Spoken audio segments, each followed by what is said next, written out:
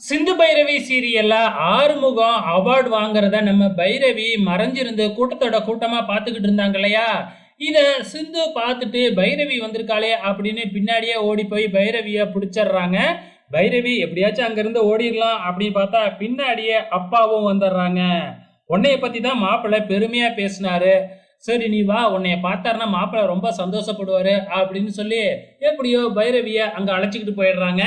இங்க நம்ம ஆறுமுகம் அவார்டை வாங்கிக்கிட்டு சந்தோஷமா வர்றப்ப மாப்பிள்ளை அப்படின்னு சொல்லி கூப்பிட்டு நம்ம பைரவிய முன்னாடி நிப்பாட்டுறாப்புல. உடனே ஆறுமுகத்துக்கு பயங்கரமான சந்தோஷம்.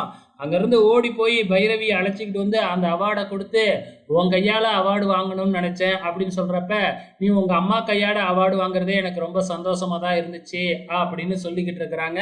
மேல ஸ்டேஜ்ல சஞ்சய் இதெல்லாம் பார்த்துக்கிட்டு தான் இருக்கிறாப்புல. பைரவி இங்க வரமாட்டா அப்படின்னு சஞ்சய் கிண்டல் பண்ணிக்கிட்டு இருந்தாப்புல இல்லையா? இப்ப வந்துட்டாங்க. இப்ப நம்ம ஆறுமுகம் இதாண்டா சான்ஸ் அப்படின்னு சொல்லி பைரவிய தூக்கிக்கிட்டு அப்படியே ஒரு சுத்து சுத்திடுறாரு.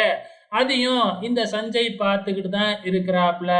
எப்படியோ அவார்டு ஃபங்க்ஷன் முடிஞ்சிடுச்சுன்னு பார்த்தா இதுக்கப்புறம் போட்டிலாம் வைக்கிறாங்க. அவார்டு ஃபங்க்ஷன்ல எதுக்கு போட்டிலாம் வைக்கிறாங்க அப்படின்னு தெரியல. அதுவும் பேர் பேரா கலந்துக்கிற மாதிரி வைக்கிறாங்க. அதுக்கப்புறம் கயிறு இழுக்கிற போட்டி வைக்கிறாங்க.